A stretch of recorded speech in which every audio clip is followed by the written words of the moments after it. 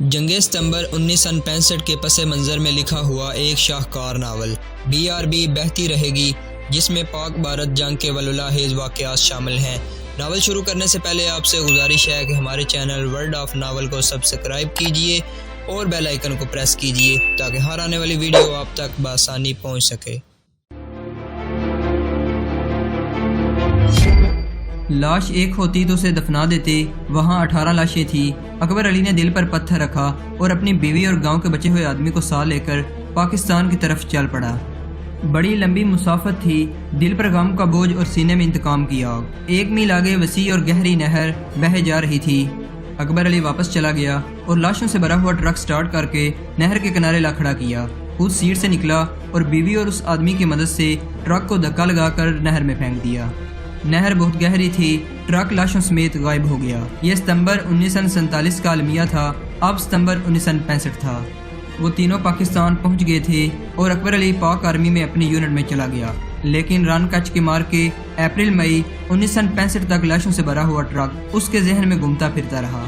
اسے وزیرآباد میں مکان اور شہر سے باہر کچھ زمین بھی مل گئی تھی۔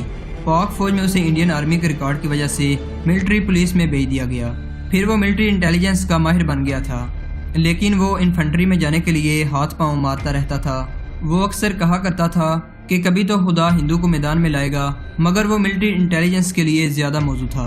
حضور رن کچ کے مارکے کے وقت اس نے اپنے بریگیڈیئر سے غیر فوجی انداز سے کہا تھا کسی بٹالین کے ساتھ اٹیچ کر کے رن کچ میں آگے جانے کی اجازت دے دو۔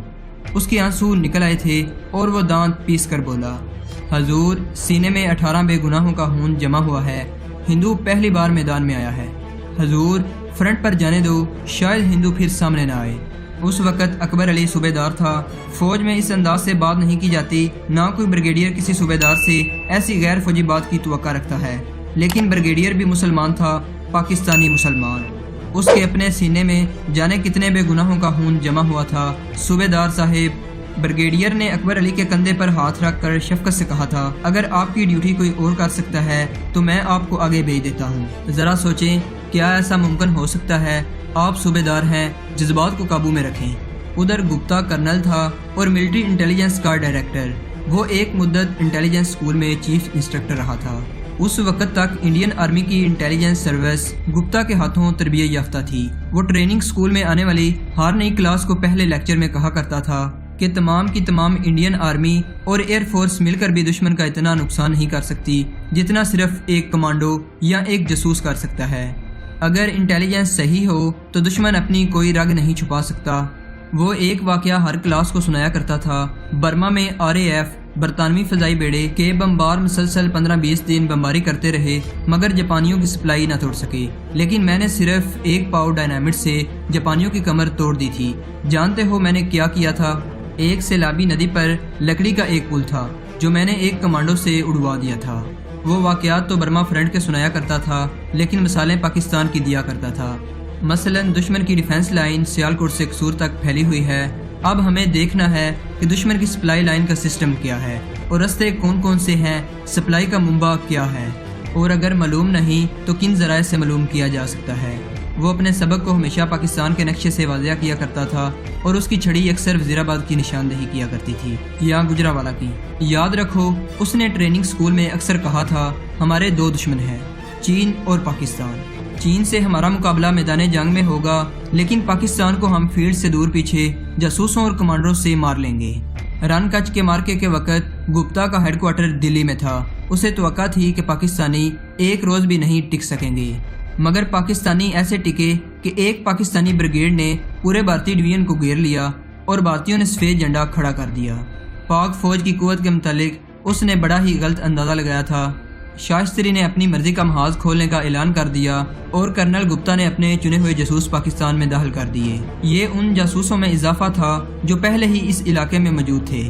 ادھر انڈین آرمی کے رن کچ میں پاک فوج کے ہاتھ دیکھ کر اس کے مطابق تربیت پانے لگی۔ ادھر پاکستان سے بھارتی جاسوسوں نے خبریں بھیجنی شروع کر دی۔ 24 اگست 1965 کو کرنل گپتا نے اپنا ہیڈ کوارٹر جلندھر میں بنایا اور انٹیلیجنس کے تجربہ کار افسر اور جوان اس ہیڈ کوارٹر میں جمع کر لیے۔ وہاں اس نے نہایت حساس اور بہت دور پیغام پہنچانے والے وائرلیس سیٹ اور ٹرانسمیٹر نصب کیے۔ اس نے پاکستان میں اتارنے کے لیے جاسوسوں کی ایک اور جماعت تیار کر رکھی تھی۔ 5 ستمبر 1965 کی رات جب انڈین آرمی پاکستان پر یلغار کرنے کے لیے سرحدوں پر آئی ہوئی تھی تو گپتا نے جنرل چودھری کو ان الفاظ میں یقین دلایا تھا کہ پاک آرمی ہمارے فارورڈ ٹروپس کے مقابلے میں جم گئی تو میں جلندھر میں بیٹھے بیٹھے ان کی سپلائی لائن چند منٹوں میں تباہ کر کے ان سے ہتھیار ڈلوا لوں گا۔ اس کے جاسوس پاکستان میں کئی اہم جگہوں پر مصروف تھے۔ 5 ستمبر کی شام اسے جلندھر ہیڈ کوارٹر میں وائرلیس پر پاکستان کے کئی گوشوں سے پیغامات موصول ہو رہے تھے۔ کرنل گپتا کا منصوبہ بے عیب تھا، جس کے ناکام ہونے کا شبہ تک نہ کیا جا سکتا تھا۔ بھارت کا ہر ایک جاسوس پاکستان کے اندر سے پیغام دے رہا تھا۔ ان کی رپورٹیں صحیح تھی۔ جاسوسوں نے انڈین ایئر فورس کے لیے نہایت اہم ٹارگٹ بتا دیے تھے۔ پٹھان کوٹ، آدم پور، ہلواڑہ اور جام نگر کے ہوائی اڈوں کے آپریشن روموں میں پاکستان کے نقشوں پر ان ٹارگٹ پر نشانے لگا دیے گئے تھے۔ ان رپورٹوں اور اپنے تجربے کی بنا پر کرنل گپتا نے پاکستان کے اندر تباہی مچانے کی جو اسکیم بنائی تھی، اسے دیکھتے ہوئے اس کا یہ دعویٰ غلط نہ تھا کہ وہ جلندھر میں بیٹھے بیٹھے پاک فوج سے ہتھیار ڈلوا لے گا۔ لیکن پاکستان کی تباہی کا منصوبہ تیار کرتے وقت کرنل گپتا نے اس بات کا خیال نہ رکھا تھا کہ اس نے انٹیلیجنس، جاسوسی اور سابوتاژ کی ٹریننگ اور تجربہ برما کی وادیوں میں جاپانیوں کے خلاف لڑتے حاصل کیا تھا، اور اب سامنا پاکستانیوں سے ہے۔ برما جاپانیوں کا نہیں تھا، وہ اس خطے سے دستبردار ہو سکتے تھے۔ برما انگریزوں کا بھی نہیں تھا، اسی لیے وہ بھی برما کو جاپانیوں کے حوالے کر کے بھاگ آئے تھے۔ لیکن کرنل گپتا بھول گیا تھا کہ پاکستان پاکستانیوں کا اپنا وطن ہے، جس کے ایک ایک انچ کے لیے وہ کٹ مریں گے، بھاگیں گے نہیں۔ یہی ذرا سی حامی انڈین آرمی کے commander in chief general Chaudhary کے اٹیک پلان میں رہ گئی تھی۔ اس کے ڈوینوں کے ڈپلائی سے اس کی جنگی مہارت کا پتہ چلتا تھا، اور چونڈا کے میدان کو بختر بند حملے کے لیے منتخب کرنا اس کی جنگی سوجھ بوجھ کا مکمل ثبوت تھا۔ حملے کا وقت، انداز اور اٹرلی اور ایئر فورس کا استعمال اس کی جنگی اہلیت کا پتہ دیتا تھا۔ لیکن اس بے مثال سکیم میں صرف یہ حامی رہ گئی تھی کہ جنرل چودھری یہ بھول گیا تھا کہ پاکستانی بھی لڑنا جانتے ہیں۔ غالباً اسے بھی کرنل گپتا کے پلان اور جاسوسی کے جال پر اتنا ہی بھروسہ تھا جتنا خود گپتا کو تھا۔